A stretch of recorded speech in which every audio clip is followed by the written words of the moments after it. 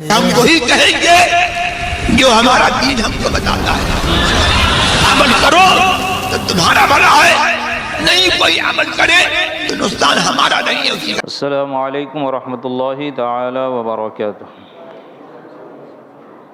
نحمده ونصلي ونسلم على رسوله الكريم اما بعد فاعوذ باللہ من الشیطان الرجیم بسم اللہ الرحمن الرحیم۔ کنتم خیر امۃ اخرجت للناس تأمرون بالمعروف وتنہون عن المنکر وتؤمنون باللہ۔ صدق اللہ العلی العظیم وصدق رسولہ النبی الامین المتین الکریم ونحن على ذلك لمن الشاهدين والشاكرين والحمد لله رب العالمين۔ رب اشرح لي صدري ويسر لي امري واحلل عقدة من لساني يفقهوا قولي۔ ان الله وملائكته يصلون على النبي يا ايها الذين آمنوا صلوا عليه وسلموا تسليما۔ اللهم صل على سيدنا ومولانا محمد معدن الجود والكرم وآله وبارك وسلم۔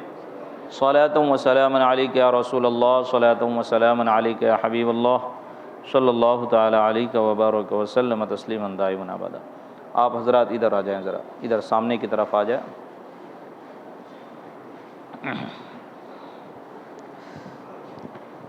اللہ تبارک و تعالی قرآن مجید فرقان حمید میں ارشاد فرماتا ہے وَلْتَكُمْ مِنْكُمْ أُمَّةٌ يَدْعُونَ إِلَى الْخَيْرِ وَيَأْمُرُونَ بِالْمَعْرُوفِ وَيَنْهَوْنَ عَنِ الْمُنْكَرِ وَأُولَئِكَ هُمُ الْمُفْلِحُونَ۔ اور تم میں ایک ایسا گروہ ہونا چاہیے، ایک ایسی جماعت ہونا چاہیے، ایک ایسی قوم ہونی چاہیے کہ بھلائی کی طرف بلائے اور اچھی بات کا حکم دے اور بری بات سے منع کرے، اور یہی لوگ فلاح پانے والے ہیں۔ اور دوسری جگہ ارشاد فرماتا ہے کنتم خیر امۃ اخرجت للناس تأمرون بالمعروف وتنہون عن المنکر وتؤمنون باللہ۔ تم بہتر ہو، یعنی کہ امتوں میں تم سب سے بہتر ہو، تم بہتر ہو ان سب امتوں میں جو لوگوں میں ظاہر ہوئیں، بھلائی کا حکم دیتے ہو اور برائی سے منع کرتے ہو اور اللہ عز و جل پر ایمان رکھتے ہو۔ تیسری جگہ اللہ تبارک و تعالی ارشاد فرماتا ہے یا بنیا، یا حضرت لقمان اپنے بیٹے کو نصیحت کر رہے ہیں اور اس کو قرآن شریف نے ذکر کیا، یا بنیا اقم الصلاۃ وامر بالمعروف وانہی عن المنکر واصبر علی ما اصابک ان ذلک من عزم الامور۔ لقمان نے اپنے بیٹے سے کہا اے میرے بیٹے، نماز قائم رکھ اور اچھی بات کا حکم دے اور بری بات سے منع کر، اور جو افتاد تجھ پر پڑے، یعنی جو مصیبت تجھ پر نازل ہو اس پر صبر کر، بے شک یہ ہمت کے کام ہیں۔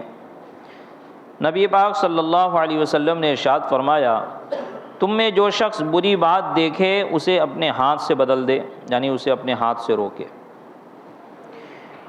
اور اگر اس کی استطاعت نہ ہو تو زبان سے بدلے، اور اس کی بھی استطاعت نہ ہو تو دل سے، یعنی اسے دل سے برا جانے، اور یہ کمزور ایمان والا ہے۔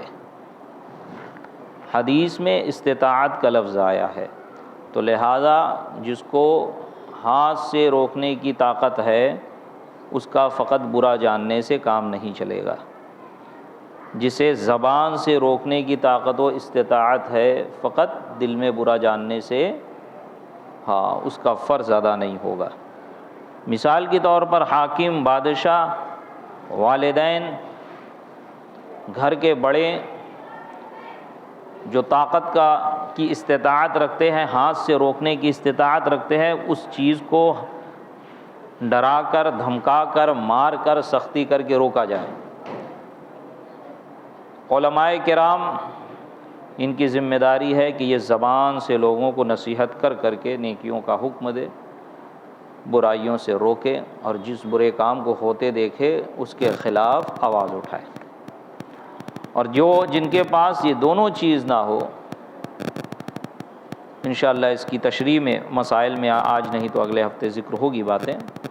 اب جس کی استطاعت نہ ہاتھ سے روکنے کی ہے نہ زبان سے روکنے کی ہے، اب اس کے لیے ہے کہ کم سے کم اسے دل میں برا جانے، اس پر راضی نہ ہو۔ کیوں؟ انشاءاللہ آگے حدیث میں اس کی بھی تشریح، ایک حدیث دوسرے حدیث کی تشریح کرتی ہے، اس میں سمجھ میں آ جائے گی بات۔ اب دیکھیں یہاں پر نبی پاک صلی اللہ علیہ وسلم کیا ارشاد فرما رہے ہیں، حدود اللہ یعنی اللہ کے حدود میں مداہنت کرنے والا، یعنی خلاف شرع چیز دیکھے اور باوجود قدرت کے منع نہ کرے، اسے کہتے ہیں مداہنت کرنے والا۔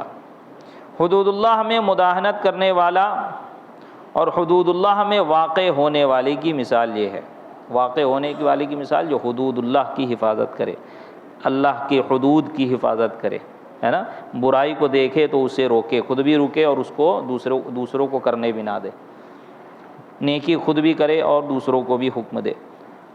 اب مداہنت کرنے والا یعنی برائی کو دیکھ کر قدرت کے باوجود، خلاف شرع چیز دیکھ کر قدرت کے باوجود اس کو نہیں روکتا ہے، اس کی اور حدود اللہ میں واقع ہونے والی یعنی روکنے والے کی مثال یہ ہے کہ ایک قوم نے جہاز کے بارے میں قرع ڈالا، قرع اندازی کرتے ہیں نا، ہاں، بعض اوپر کے حصے میں بعض نیچے کے حصے میں، نیچے والے پانی لینے اوپر جاتے اور پانی لے کر ان کے پاس سے گزرتے، ان کو تکلیف ہوتی، انہوں نے اس کی شکایت کی، نیچے والے نے کلہاڑی لے کر نیچے کا تختہ کاٹنا شروع کیا۔ یہ مثال نبی پاک صلی اللہ علیہ وسلم بیان کر رہے ہیں کہ مداہنت کرنے والا اور حدود اللہ کی حفاظت کرنے والا، ان کی مثال ایسی ہے کہ جیسے ایک کشتی ہے، اس کشتی میں اوپر کون بیٹھے گا، نیچے کون بیٹھے گا۔ اب اس کے لیے قرع ڈالا گیا، جن کا نام اوپر کا نکلا وہ اوپر چلے گئے، جن کا نام نیچے کا نکلا وہ نیچے چلے گئے۔ اب نیچے جو رہتا ہے بندہ، جو بھی کشتی میں نیچے رہے گا، نیچے والے حصے میں، وہ وہاں سے پانی نہیں لے سکتا ہے، اب اس کو پانی لینے کے لیے اوپر آنا پڑے گا اور پھر وہاں سے وہ سمندر یا ندی دریا جو بھی ہے اس میں سے پانی لے گا۔ اب یہ نیچے والے اوپر کی طرف جاتے اور وہاں سے پانی لے کے آتے، اب جب یہ نیچے والے اوپر جاتے اور پانی لے کر آتے تو جو اوپر کشتی میں ہیں جو لوگ، ان لوگوں کو تکلیف ہوتی اور وہ لوگ شکایت کرتے کہ بھائی تم بار بار آتے ہو، ہمیں پریشانی ہوتی ہے۔ تو وہ نیچے والوں نے کیا کیا، وہ نیچے والوں نے اپنی جگہ جہاں نیچے وہ رہتے وہاں جا کر کشتی کو کھودنا شروع کیا، یعنی کشتی کو اکھاڑنا، کلہاڑی مارنا شروع کی۔ پھر اوپر والوں نے دیکھا کہ یہ کیا کر رہے ہیں، تو آگے سماعت فرمائے، اوپر والوں نے دیکھا تو پوچھا کیا بات ہے، تختہ کیوں توڑ رہے ہو، یہ لکڑی کا پلہ کشتی کا کیوں نکال رہے ہو، نکالو گے پانی بھر جائے گا، سب ڈوب جائیں گے، کیا بات ہے کہ تختہ توڑ رہے ہو؟ تو ان نیچے والوں نے کہا، اس نے کہا میں پانی لینے جاتا ہوں تو تم کو تکلیف ہوتی ہے اور پانی لینا مجھے ضروری ہے، لہٰذا میں تختہ توڑ کر یہیں سے پانی لے لوں گا اور تم لوگوں کو تکلیف نہ دوں گا، بار بار اوپر آؤں گا تکلیف ہوگی، اس سے بہتر ہے میں یہیں سے پانی لے لوں، تمہیں بھی تکلیف نہیں ہوگی اور مجھے پانی بھی مل جائے گا۔ پس اس صورت میں اگر اوپر والوں نے اس کا ہاتھ پکڑ لیا اور کھودنے سے روک دیا تو اسے بھی نجات دیں گے اور اپنے کو بھی، اور اگر چھوڑ دیا تو اسے بھی ہلاک کیا اور اپنے کو بھی ہلاک کیا۔ یہی مثال ہے ان دونوں کی کہ ایک آدمی ہے کہ جو طاقت رکھنے کے باوجود خلاف شرع کام ہوتا دیکھ رہا ہے لیکن منع نہیں کر رہا ہے، تو وہ بھی ڈوبا، کرنے والا بھی ڈوبا اور منع نہ کرنے والا بھی ڈوبا۔ اور خلاف شرع کام ہوتے ہوئے دیکھ رہا ہے، طاقت ہے، استطاعت ہے، روک رہا ہے تو اس کو بھی بچایا، اپنے کو بھی بچایا۔ اس کی بھی تشریح آگے دوسری حدیث میں سماعت فرما لیں گے، انشاءاللہ وہاں پہ پوری بات سمجھ میں آ جائے گی۔ بس یہاں دیکھیں نبی پاک صلی اللہ علیہ وسلم نے مثال دے کے سمجھایا ایک کشتی کی طرح، کہ وہ کشتی والے جو نیچے رہتے ہیں، اوپر والوں کو تکلیف نہ ہو، وہیں کھودنا شروع کیا، اکھاڑنا شروع کیا، پانی آئے گا پوری کشتی ڈوبے گی، سب مر جائیں گے۔ اب ان کا ہاتھ روک لیا، بولا کیا کہا کہ نہیں تم تختہ نہ اکھاڑو اور اوپر آ کر پانی لے لو۔ تو اسی طرح جو گناہوں میں ملوث ہے، جو خلاف شرع کام میں ملوث ہے، ان کا ہاتھ روک کر اور ان کو خلاف شرع کام کرنے سے منع کر کے ان کی بھی آخرت بنا رہے ہیں، اپنی بھی آخرت بنا رہے ہیں، اور طاقت ہونے کے باوجود نہ منع کر کے ان کو بھی ہلاک کر رہے ہیں، اپنے بھی ہلاک ہو رہے ہیں۔ نبی پاک صلی اللہ علیہ وسلم نے فرمایا قسم ہے اس کی جس کے ہاتھ میں میری جان ہے، یا تو اچھی بات کا حکم کرو گے اور بری بات سے منع کرو گے، یا اللہ تعالیٰ تم پر جلد اپنا عذاب بھیجے گا، پھر دعا کرو گے اور تمہاری دعا قبول نہ ہوگی۔ سمجھ میں آئی بات؟ یہ اوپر کی دونوں احادیث جو بیان ہوئی نا، اس کی ایک طرح سے تشریح یہ بھی ہو سکتی ہے، یہ بھی اس کے مفہوم کو بیان کر رہی ہے۔ ایک حدیث دوسرے حدیث کا معنی اور مفہوم اور اس کی تشریح بیان کرتی ہے، جس طرح ایک آیت دوسری آیت کا معنی و مفہوم اور اس کی تفسیر کرتی ہے کہ یا تو تم نیکی کا حکم دو گے اور برائی سے منع کرو گے، ہے نا، ایک بات یہ، یا پھر اللہ کا عذاب نازل ہوگا۔ اللہ کا عذاب کب نازل ہوگا؟ نیکی کا حکم دو گے برائی سے روکو گے تب نہیں، نہ تو تم نیکی کا حکم دو گے نہ تم برائی سے روکو گے تو اللہ کا عذاب اب نازل ہوگا۔ جب اللہ کا عذاب نازل ہوگا تو اب تم رو گے، گڑ گڑاؤ گے، دعا کرو گے، تب بھی تمہاری دعا قبول نہیں ہوگی۔ کیوں؟ کیونکہ تم نے اپنا فرض ادا نہیں کیا، اور یہ ہر امت کے فرد پر فرض ہے۔ اسی لیے حدیث میں بیان کر دیا تینوں چیزیں۔ یہ جو اخیر والا ہے نا کہ دل میں برا جانے، یہ چلو عوام کے لیے کہ جس کے پاس طاقت و استطاعت نہیں ہے، لیکن دیکھا جائے گا برائی کہاں ہو رہی ہے۔ آپ کہو گے نہ تو میں حاکم ہوں نہ تو میں عالم ہوں، میں تو عام آدمی ہوں، لہٰذا میری بیوی جو برائی کرے میں دل میں برا جانوں گا، نہیں چلنے والا۔ اس پہ حاکم آپ ہو، آپ کی اولاد پہ حاکم آپ ہو، آپ گھر کے بڑے ہو، آپ حاکم آپ ہو، محلے میں آپ کی چلتی ہے اگر حاکم آپ ہو۔ سمجھ میں آ رہی بات؟ اگر صحیح طور پر شریعت کے کو مد نظر رکھتے ہوئے آپ سیاست کر رہے ہیں، کونسلر ہیں، ایم ایل اے ہیں، تو پورے شہر کے حاکم آپ ہو۔ چاہے اس معاملے میں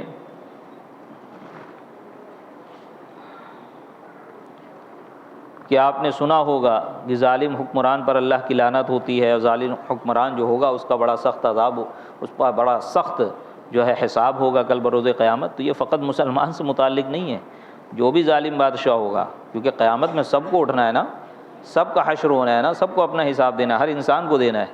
سمجھ میں آئی بات؟ ایک تو کفر، اس کے اوپر سے اتنی ساری گناہ اور اتنے سارے حدود اللہ کی پامالی۔ اب حدود اللہ اصل ہے ہمارے لیے، سمجھ میں آ رہی بات؟ حدود اللہ اصل ہے ہمارے لیے، کیوں؟ کیونکہ جب ہم مسلمان ہوئے تو اب ہم مکلف ہوئے نا، تو اب یہ چیز ہم پر لاگو ہوگی کہ نماز پڑھو، روزے رکھو، حدود اللہ کی حفاظت کرو۔ اولاً کفار و مشرکین اور تمام انسانوں کے لیے اولاً حکم یہ ہے یا ایھا الناس اتقوا ربکم الذی، اے لوگوں اللہ سے ڈرو، اپنے رب سے ڈرو۔ تو یہ کفار و مشرکین کیسے ڈریں گے؟ ان کا تقوی پرہیزگاری کیا ہے؟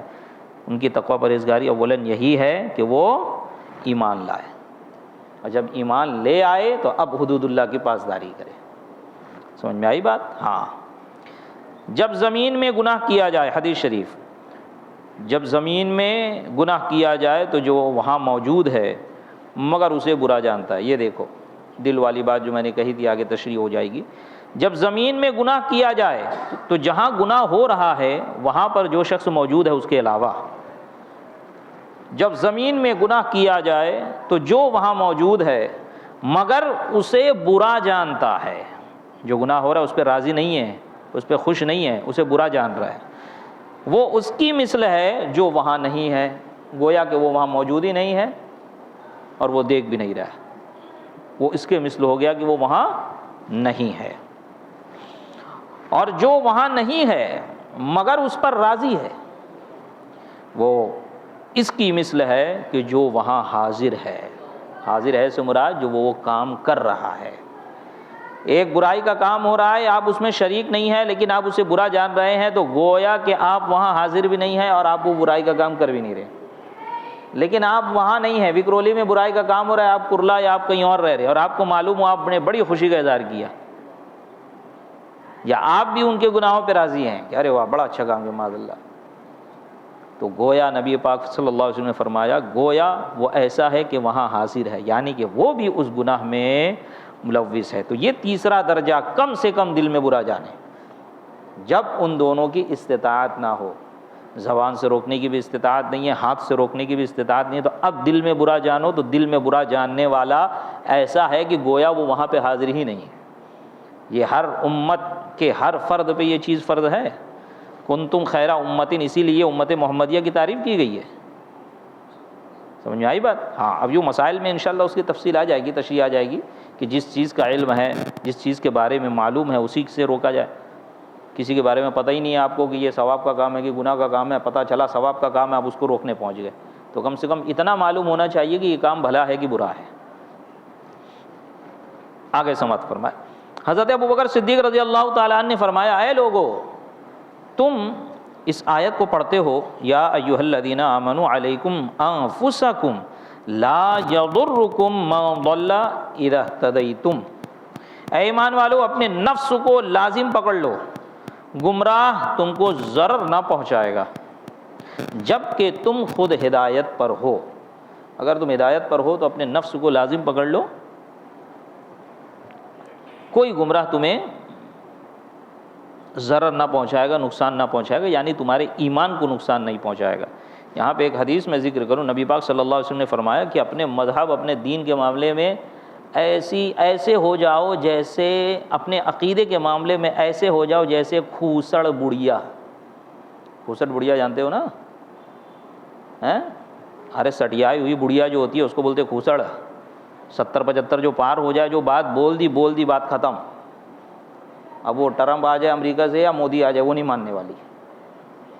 اس کو اگر ڈاکٹر نہیں پسند آیا تو نہیں پسند آیا نا، مرض نہیں پکڑ پایا میرا، ڈاکٹر صحیح نہیں ہے. آپ اس کو جتنی دلیل دے دو وہ نہیں مانے گی، وہ اپنے بات پہ اڑے رہے گی. ایسی ہوتی ہے کھوسڑ بڑھیا، سمجھے؟ نبی پاک صلی اللہ علیہ وسلم نے فرمایا اپنے عقیدے پہ ایسے جم جاؤ جیسے کھوسڑ بڑھیا. اور اسی کو آیت میں یہی فرمایا جا رہا ہے کہ اگر تم ہدایت پر ہو، تمہارا ایمان مضبوط ہے، تو گمراہ گروں کی گمراہیت تم کو نقصان نہیں پہنچائے گی. لیکن اب آگے سنیں حضرت ابوبکر صدیق رضی اللہ تعالی عنہ نے یہ ذکر کیوں کیا. پھر سنیں، حضرت ابوبکر صدیق رضی اللہ تعالیٰ نے فرمایا، اے لوگو، تم اس آیت کو پڑھتے ہو کہ اے ایمان والو، اپنے نفس کو لازم پکڑ لو، گمراہ تم کو ضرر نہ پہنچائے گا جب کہ تم خود ہدایت پر ہو. یعنی تم اس آیت سے یہ سمجھتے ہوگے کہ جب ہم خود ہدایت پر ہیں تو گمراہ کی گمراہی ہمارے لیے مضر نہیں، گمراہ کی گمراہی ہمارے لیے کوئی نقصان کا باعث نہیں، وہ تکلیف نہیں پہنچائے گی، ہم کو منع کرنے کی ضرورت نہیں. بات سمجھ میں آ رہی کہ وہ گمراہ ہے، اس کی گمراہی سے میرا نقصان نہیں ہوگا، میرا ایمان تو بڑا مضبوط ہے، لہٰذا ہمیں اس سے منع کرنے کی کوئی ضرورت نہیں. گمراہ ہے، گمراہ ہونے دو. میں بڑا نیک آدمی ہوں، وہ گناہ کر رہا ہے، گناہ پہ ملوث ہونے دو. میری نیکی کو تھوڑی اس سے کوئی فرق پڑ رہا ہے، میری عادت کو تھوڑی کوئی فرق پڑ رہا ہے، میری عادت و اطوار، اور میں تھوڑی اس کی وجہ سے گناہ میں ملوث ہو رہا ہوں، اور میری عادت و اطوار کو اس کی وجہ سے کوئی فرق نہیں پڑ رہا ہے. یہ حضرت ابوبکر صدیق نے یہاں پر ذکر اس وجہ سے کیا، اس کو بریکٹ میں مصنف نے لکھا یہ بات کو. اب آگے دیکھیں نبی حضرت ابوبکر صدیق رضی اللہ تعالیٰ عنہ کیا فرما رہے. میں نے رسول اللہ صلی اللہ علیہ وسلم کو یہ فرماتے سنا ہے کہ لوگ اگر بری بات دیکھیں اور اس کو نہ بدلیں تو قریب ہے کہ اللہ تعالیٰ ان پر ایسا عذاب بھیجے گا جو سب کو گھیر لے گا، جو سب کو گھیر لے گا. اب سمجھ میں آ گئی ہوگی بات. اگر تم ہدایت پر ہو، تمہارا عقیدہ سچا ہے، تم پختہ عقیدہ سنی صحیح عقیدہ ہو، کوئی تمہارا دوست، رشتہ دار، محلے والا، ساتھ میں اٹھنے بیٹھنے والا وہ دیوبندی وہابی ہو گیا، ارے بھائی اس کا عقیدہ اس کے ساتھ، میرا عقیدہ میرے ساتھ، کیا ضرورت ہے؟ سمجھ میں آ رہی بات؟ یہ بات عقیدے کی. اور عمل میں لے لو کہ آپ نیکوکار ہو، 5 وقتہ نمازی ہو، سب کچھ کرتے ہو، ولی صفت آدمی ہو، ولی صفت آدمی، میں نے کہا ولی نہیں کہا، ولی صفت آدمی ہو، نماز بھی پڑھے ہو، روزے بھی رکھے ہو، داڑھی بھی رکھے ہو، جبہ بھی پہنے ہو، اور بظاہر محرمات سے بچ بھی رہے ہو، حرام کام بھی نہیں، لیکن دوستی یا گھر کے معاملات میں اس معاملے میں نرمی برتے ہوئے، ارے بھائی ان کا عمل ان کے ساتھ. تو کیا فرمایا نبی پاک صلی اللہ علیہ وسلم نے، جو برائی دیکھے اور نہیں روکے تو اللہ تعالیٰ ایسا عذاب بھیجے گا جو سب کو گھیر لے گا. اگر کوئی کہے یہاں عمل کی بات ہو رہی ہے تو بھیا جب عمل میں پکڑ ہوگی تو عقیدے میں پکڑ کیوں نہیں ہوگی؟ عمل تو فرع ہے، عقیدہ تو اصل ہے. عقیدہ ہے تو نماز ہے نا. حضرت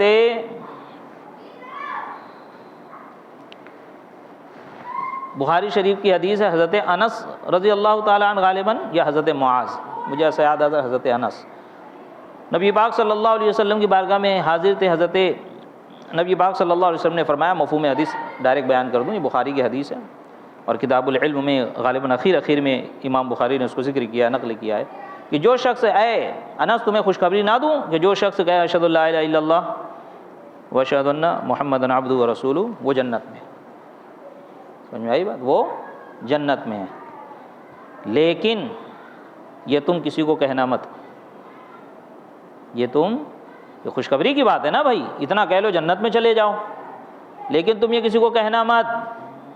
پوچھا یا رسول اللہ کیوں، اتنی اچھی خوشخبری ہے میں کیوں نہ کہوں؟ بولے اس لیے کہ کہیں لوگ اسی پر فقط اکتفا کرنا بیٹھے اور اعمال چھوڑ دیں۔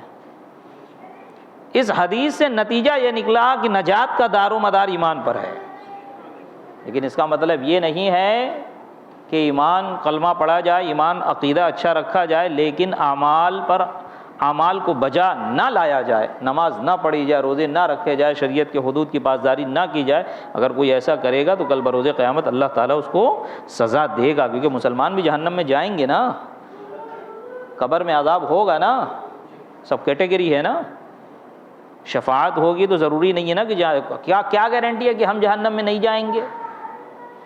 ہو سکتا ہے بھائی جہنم میں جائیں، اس کے بعد نبی پاک صلی اللہ علیہ وسلم کی شفاعت سے کم ہو جائے ہماری سزا، اس کے بعد ہم باہر نکالے جائیں۔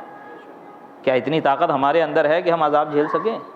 موم بتی جلا کے ذرا انگلی ڈال کے دیکھیں، ایک لو جو ہے ہم اس کی تپش کو برداشت نہیں کر سکتے تو جہنم کی آگ کو کیا برداشت کریں گے؟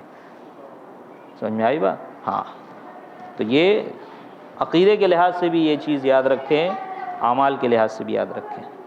اسی لیے اللہ تعالیٰ نے فرمایا فَلَا تَقْعُدْ بَعْدَ الذِّكْرَ مَعَ الْقَوْمِ الظَّالِمِينَ، کس کے ساتھ اٹھنا بیٹھنا ہے، اچھوں کی صحبت اختیار کرو، بروں سے دور رہو، اس پہ بھی یہ درس ایک آدھ 1.5 مہینہ پہلے ہو چکا، اس میں ساری چیز گزر چکی، سمجھ۔ ابھی آگے دیکھو وہ چیز آئے گی جو بنی اسرائیل سے متعلق ہے، آپ حدیث میں ہی سنیں گے۔ یہاں بتانے کا مقصد یہ ہے کہ یہ نہ سمجھا جائے، دیکھیں حضرت ابو بکر صدیق رضی اللہ تعالیٰ عنہ کس طرح آپ نے لوگوں کو سمجھایا کہ آپ یہ آیت پڑھتے ہو تو اس سے یہ نہ سمجھو کہ جو گناہ کر رہا ہے وہ اپنا گناہ کرے، میں اس گناہ سے بچا ہوا ہوں، مجھے کچھ نہیں ہوگا، لہٰذا مجھے اس کو ہدایت کرنے کی ضرورت نہیں۔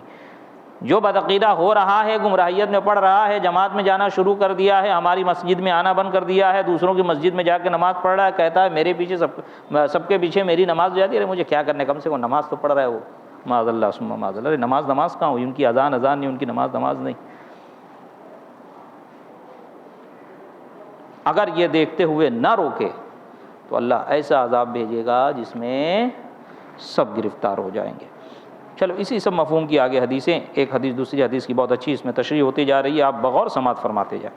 جس قوم میں گناہ ہوتے ہوں اور لوگ بدلنے پر قادر ہوں، حدیث ابو داؤد کی حدیث ہے یہ، جس قوم میں گناہ ہوتے ہوں اور لوگ بدلنے پہ قادر ہو، ذہن کو ایک دم تر و تازہ کر کے سنیں اور یہ ذہن میں رکھ کر سنیں کہ یہ میرے لیے ہی بیان ہو رہا ہے، کیونکہ ہم سب کسی نہ کسی اینگل سے کچھ عہدہ رکھتے ہیں، معاشرے میں نہیں رکھتے تو محلے میں نہیں رکھتے تو اپنے گھر میں نہیں رکھتے تو کم سے کم بیوی بچوں پہ تو رکھتے ہیں، اگر خاندان میں نہیں رکھتے تو بچوں کا خرچ آپ ہی اٹھا رہے ہو نا، نہ جانے کہاں سے کما کے لا کے ان کو 10 لاکھ 20 لاکھ لگا کے ڈاکٹر انجینئر بنا رہے ہو، حالانکہ اس سے متعلق کل سوال بھی نہیں ہوگا آپ سے کہ بچے کو ڈاکٹر بنایا تھا کہ نہیں، انجینئر بنایا تھا کہ نہیں، لیکن اتنی بڑی قربانی دے رہے ہو نا آپ ہی کا بچہ ہے نا، جب آپ اس پہ خرچ کر سکتے ہو تو شریعت نے آپ کو والد بنایا ہے، آپ والد ہو اس کے، تو شریعت نے آپ کو اختیار دیا ہے اس کی پرورش کا بھی، اس کی تربیت کا بھی، تو وہ تو آپ کے ماتحت آیا، آپ کی بچی آپ کے ماتحت آئی، آپ کی بیوی آپ کے ماتحت آئی۔ الرجال قوامون علی النساء، عورتوں پر مردوں کو اللہ نے حاکم بنایا، ہر شوہر اپنی بیوی پہ حاکم ہے، سمجھ میں آئی بات؟ تو یہ ساری چیزیں ذہن میں رکھ کے سنیں، آپ ہی لوگوں سے متعلق، ہماری سے متعلق بات ہو رہی ہے، یہ کوئی اس سے نکلا ہوا نہیں ہے باہر۔ جس قوم میں گناہ ہوتے ہوں اور لوگ بدلنے پر قادر ہوں، پھر بھی نہ بدلیں تو قریب ہے اللہ تعالیٰ سب پر عذاب بھیجے۔ اچھی بات کا حکم کرو اور بری بات سے منع کرو، یہ حدیث ترمذی کی ہے، یہاں تک کہ جب تم یہ دیکھو کہ بخل کی اطاعت کی جاتی ہے اور خواہش نفسانی کی پیروی کی جاتی ہے اور دنیا کو دین پر ترجیح دی جاتی ہے۔ آج ہر ایک کا یہی حال ہے، ہر ایک کا یہی، ہم نے دین کو ثانوی درجہ دیا ہوا ہے، پہلے دنیاوی ضروریات سے فارغ ہو جائیں، اس کے بعد میں دین پہ عمل کروں گا، اور اس کے بعد تو اتنے بڑھ کے علامہ بن جاتے پوچھو مت۔ چھوٹی سے چھوٹی بات اب بری لگ رہی ہے، جوانی میں جو عبادت کی لذت ہے اور جوانی میں جو عبادت کا مقام ہے وہ بڑھاپے میں کہاں؟ سیدی سرکار مفتی اعظم علیہ رحمۃ الرضوان نے فرمایا، اور اس وقت فرمایا جب آپ جوان تھے، کہ عبادت کے یہی دن ہے بڑھاپے میں کہاں ہمت، عبادت کے یہی دن ہے بڑھاپے میں کہاں ہمت، جو کرنا ہے ابھی کر لو، ابھی نوری جواں تم ہو۔ یہی بات، جو کرنا ہے ابھی کر لو، ابھی نوری جواں تم ہو۔ اس لیے جوان کی توبہ بھی اللہ کو بہت پسند ہے، جوان کی عبادت بھی اللہ کو بہت پسند ہے، کہ ساری نفسانی خواہشات کو پیچھے چھوڑ کے وہ اللہ کے سامنے، اللہ کی بارگاہ میں آ کے کھڑا ہوا ہے، اور اللہ کی بارگاہ میں ہاتھ اٹھا کر توبہ کر رہا ہے۔ گناہوں کے لیے طاقت ہے نا، بڑھاپے میں کیا طاقت؟ اسی لیے تو اگر کوئی بوڑھا زناکار ہو تو وہ اس کے لیے سخت عذاب ہے، اور لعنتوں کا مستحق ہے، وہ پھٹکار ہے اس کے اوپر، کیونکہ ایک تو بوڑھا کنواں سوکھ گیا اس کا، اور اس حال میں وہ زنا کی طرف لپک رہا ہے، اور یہ نوجوان ہے جو نفسانی خواہشات جس کے اندر جوش مار رہی ہے، ابھی جوان ہے، ابھی شہوت عروج پر ہے، اور اس کو پیچھے ڈھکیل کر اللہ کی عبادت اور اس کی رضا حاصل کرنے کے لیے اس کی بارگاہ میں آ کے کھڑا ہوا، گناہ پر پچھتا کر اس کی بارگاہ میں دعا کر رہا ہے، عہد کر رہا ہے، توبہ کر رہا ہے، مولا کریم آگے نہیں کروں گا، مجھے طاقت عطا فرما، قوت عطا فرما، شیطان کے معاملے میں میری مدد فرما، تو اللہ تعالیٰ ایسے نوجوان کو پسند کرتا ہے۔ اسی لیے فرمایا نوجوان کی توبہ اللہ کو پسند ہے۔ جوان کی توبہ، نوجوان نہیں، جوان کی توبہ، نوجوان تو 16-17 سال کے ہو گئے نا، 20 سال کے، جوان کی توبہ اللہ کو پسند ہے۔ تو نفسانی خواہش نفسانی کی پیروی کی جاتی ہے، دنیا کو دین پر ترجیح دی جاتی ہے، اور ہر شخص اپنی رائے پر گھمنڈ کرتا ہے، نہیں شریعت اس کے لیے کچھ نہیں، میرے دماغ میں جو میرے کو جو سمجھ میں آ گا، بھائی میرے کو تو نہیں سمجھ میں آ رہا ہے کیا بول رہے، جب اللہ اور رسول کا حکم بیان ہو گیا تو ختم۔ ورنہ ایک چھوٹی سی مثال دوں آپ کو، آپ وضو کر لیے، نماز پڑھنا ہے آپ کو، اور نماز پڑھنے سے پہلے آپ کی ریح خارج ہو گئی، ہوا نکل گئی ہیں، یا آپ نے پیشاب پاخانہ کی حاجت ہوئی، گئے پیشاب پاخانہ کر لیے، پیشاب کیا آپ نے دھل لیا، پاخانہ کیا آپ نے دھل لیا، جو چیز نجاست کی نکلی تھی آپ نے دور کر دیا، عقل تو یہ کہتی ہے کہ وضو ہو جانا چاہیے نا، ہے نا، نجاست آپ کے بدن پہ لگی، آپ اس نجاست کو دور کر دیے، تو عقل تو یہ کہتی ہے کہ بھائی میں پاکی حاصل کر لیا، میرا وضو ہو جانا چاہیے، لیکن نہیں، قرآن حدیث اللہ اور رسول فرما رہے ہیں کہ جب ایسے ایسے معاملات ہو تو تم کو وضو کرنا ہے تو عقل کو مارو گولی، سر خم تسلیم کرو، یہ خلاف قیاس ہے، ہم اسے تسلیم کرتے ہیں، یہ میرے رب کا حکم ہے، بات ختم ہوتی ادھر، عقل لڑانے کی کوئی ضرورت نہیں ہے۔ بہت سے معاملات نہیں سمجھ میں آئیں گے آپ کو، اللہ کی حکمتیں ہیں اس میں، سمجھ میں آئی بات، اس سے ہم کو کیا کرنا ہے، اس کا حکم ہے، ہم اس کے بندے ہیں، مانیں گے۔ اللہ تعالیٰ نے تم کو پیدا کیا، یا ایھا الناس اعبدوا ربکم الذی، میں نے تمہیں پیدا کیا ہے تو تم میری عبادت کرو گے، بات ختم ہوتی ہے۔ وما خلقت الجن والانس الا لیعبدون، ہم نے جن و انس کو پیدا ہی اس لیے کیا کہ میری عبادت کریں، اور اللہ کا حکم ماننا عبادت ہے، تو کیا ضرورت ہے اپنی رائے لڑانے کی، اور اپنی رائے اور اپنی سوچ پہ گھمنڈ کرنے کی۔ ارے جو بعض اوقات عالم ہوتا ہے اور وہ اپنے اکابرین یا ائمہ کرام سے اس کی تحقیقات لڑ جائے، ان کے خلاف تحقیق کر لے، اس پہ اڑ جائے، تو ہم نے دیکھا ہے وہ گمراہ ہو جاتا ہے، اور پھر وہ کب ایمان سے باہر ہوتا ہے نا اسے خود بھی سمجھ میں نہیں آتا ہے۔ تو جو قرآن و حدیث کے مقابلے میں اپنا دماغ چلائے تو ذرا سوچیں۔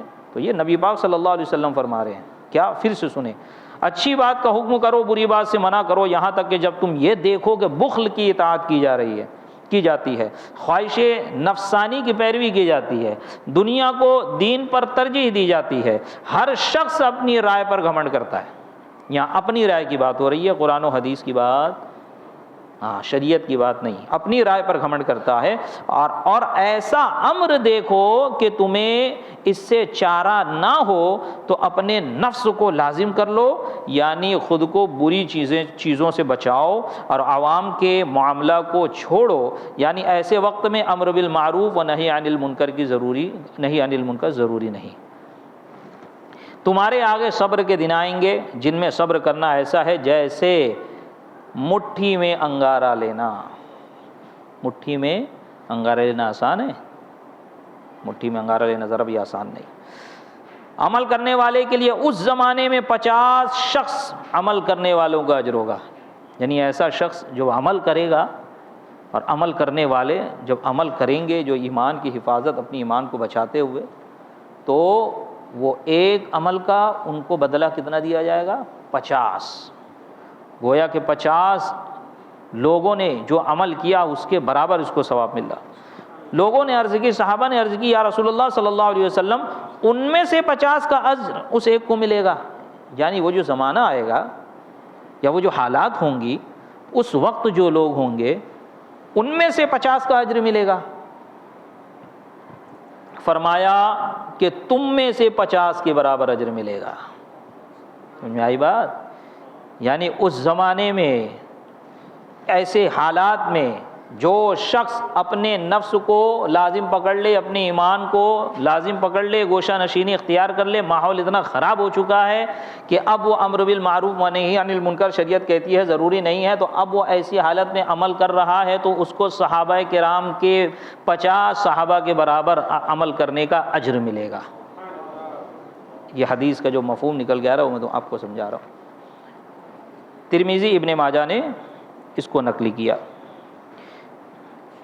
اور پھر اس کے بعد یہ آیت ذکر ہے جو آیت حضرت ابوبکر صدیق رضی اللہ تعالیٰ عنہ نے تلاوت کی تھی، یا ایھا الذین آمنوا علیکم انفسکم لا یضرکم من ضل اذا اہتدیتم، اے ایمان والو اپنے نفس کو لازم پکڑ لو، گمراہ کی گمراہی تمہیں ضرر نہ پہنچائے گی اگر تم ہدایت پر ہو۔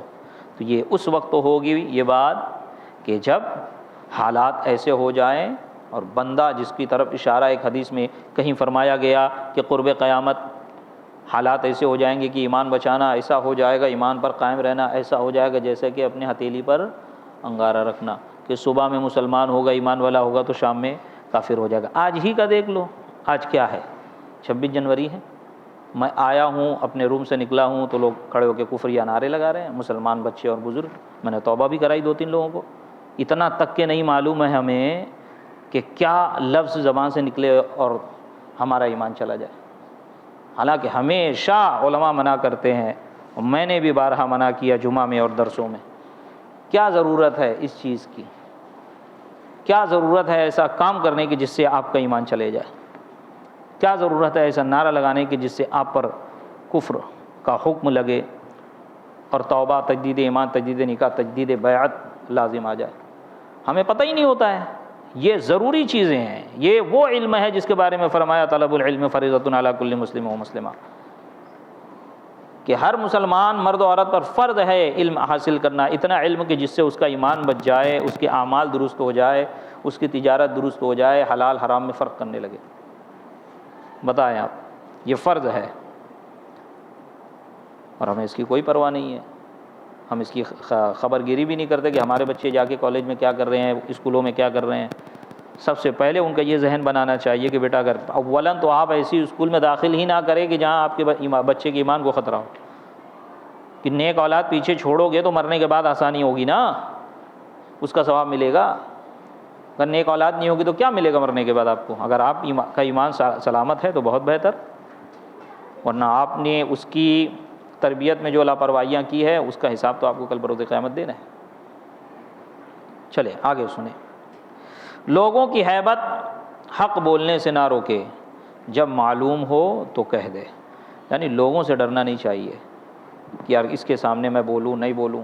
جن کا کام ہے بالخصوص یہ کام علماء کا ہے، یا آپ کچھ اثر رسوخ رکھتے ہیں تو آپ کا کام ہے، اور آپ کا ایمان اتنا مضبوط ہے کہ آپ بولتے ہیں لوگوں کو، کیونکہ اس کا طریقہ ہے سمجھانے کا، عوام کس طرح سمجھائے، وہ انشاءاللہ وہ سب سارے مسائل میں آئیں گی وہ چیزیں، تو وہ میں انشاءاللہ اگلے ہفتے بتاؤں گا سنیچر اتوار کو۔ تو کسی بھی رعب و دبدبہ والے کے سامنے دین کی بات، دین خلاف شرع بات دیکھیں تو اس کی ہیبت یا لوگوں کی ہیبت سے رکے نا. کوئی منع کرے کہ ایسا نہ کیا جائے تو اب اس کو کرنا لازم ہو جاتا ہے. جب کہا جائے کہ حضرت بد مذہبوں کا رد نہیں ہوگا، بد مذہبوں کا رد آپ کو نہیں کرنا ہے، اور اگر وہ مائک پہ کھڑا ہو گیا تو اس کو رد کرنا لازم ہو گیا.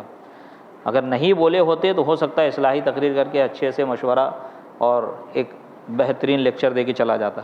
لیکن جب روک دیا گیا تو اب قال اللہ قال الرسول، اللہ و رسول کے مقابلے میں لوگوں کو نہیں لایا جائے گا. اسی لیے نبی پاک صلی اللہ علیہ وسلم نے فرمایا کہ لوگوں کی ریب ہیبت اور ان کے رعب سے نہ ڈریں حق بات بولنے سے، بلکہ بولیں. اور جو ظالم بادشاہ کے سامنے حق بات بولے اور ظالم بادشاہ اسے شہید کر دے تو نبی پاک صلی اللہ علیہ وسلم نے فرمایا وہ سید الشہداء ہے. ایسا شخص سید الشہداء ہے. اسی لیے ہم حضرت امام حسین کو سید الشہداء کہتے ہیں. سمجھ آئی بات؟ اسی لیے ہم خیر انشاءاللہ وہ بھی آگے آئے گی بات. اب یہاں پر ایک بات یہ دیکھیں، ایک بات آئی ہے تو واقعہ مختصر سے سنا کے گفتگو ختم کروں. حضرت امام جعفر صادق رضی اللہ تعالیٰ جن کے ابھی کنڈے کی نیاز ہم کھا رہے ہیں، آپ منصور کے دربار میں گئے ہوئے تھے. منصور نے آپ کو بلایا تھا، اس وقت کا خلیفہ ہے، اور آپ اس کے دربار میں بیٹھے ہوئے ہیں. مکھی نے اس کو پریشان کیا. کس نے؟ مکھی نے پریشان. کبھی ناک پہ بیٹھ رہی ہے، کبھی منہ پہ بیٹھ رہی ہے، کبھی کہیں بیٹھی ہے، تو وہ پریشان ہو گیا اور پوچھا یا امام اس کو کیوں پیدا کیا اللہ نے؟ اتنی سی مکھی ہے. اب اس کو پریشانی جب ہوئی کیا کیا کیا اس کو کیوں پیدا کیا، کیا غرض ہے، کیا مقصد ہے اس کو پیدا کرنے کے پیچھے؟ حضرت امام جعفر صادق خلیفہ وقت ہے، کسی ایک کنٹری کا پی ایم نہیں ہے، پوری مملکت اسلامیہ کا خلیفہ ہے. اس کے پاس بیٹھے ہوئے ہیں، وہ سوال کر رہا ہے، اس کو مکھی پریشان کر دی ہے. ذرہ برابر آپ نے اس کے رعب اور ہیبت کی کوئی فکر نہ کی، اس کو بالائے طاق رکھا اور کہا کہ اللہ نے اس کو اس لیے پیدا کیا ہے تاکہ تکبر والوں کی ذلت اور ان کی تذلیل کرے. تکبر والوں کو ان کی اوقات دکھائے، ان کی ذلت اور ان کی تذلیل کرے. کبھی ناک پہ بیٹھ رہی، کبھی آنکھ پہ بیٹھ رہی، کبھی یہاں بیٹھ رہی ہے. کیا کر پائے گا وہ؟ اڑا اڑا کے تھک جائے گا، اس کا تکبر مٹی میں ملتا جائے گا. اور کوئی چاپلوس عالم ہوتا تو لگ جاتا جی حضوری میں، ارے حضور ارے کیا بولے ہیں ابھی. سمجھ میں آئی بات؟ ہاں. تو رعب و دبدبہ، کسی کے ہیبت، کسی کے رعب سے حق بات بولنے میں ڈرنا نہیں چاہیے. ہاں انشاءاللہ اس کی تشریح آگے بہت سارے، اس میں بہت تفصیل ہے، وہ آئے گی اگلے ہفتے میں بیان کروں گا. آپ تمامی حضرات سنیچر اتوار بالخصوص حاضر ہوں انشاءاللہ تبارک و تعالی. رمضان سے پہلے یہ درس مکمل ہو جائے گا. اللہ تبارک و تعالیٰ کی بارگاہ میں دعا ہے مولا کریم ہمارے اس درس کی محفل کو اپنی بارگاہ میں قبولیت کا درجہ عطا فرمائے. مولا کریم ہماری اس درس کی محفل کو ہم سب کے لیے کل بروز قیامت ذریعہ نجات بنائے.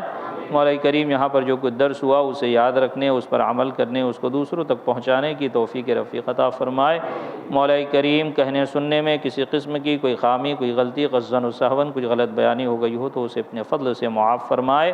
استغفر اللہ استغفر اللہ استغفر اللہ استغفر اللہ ربی من کل ذنب واتوب الیہ.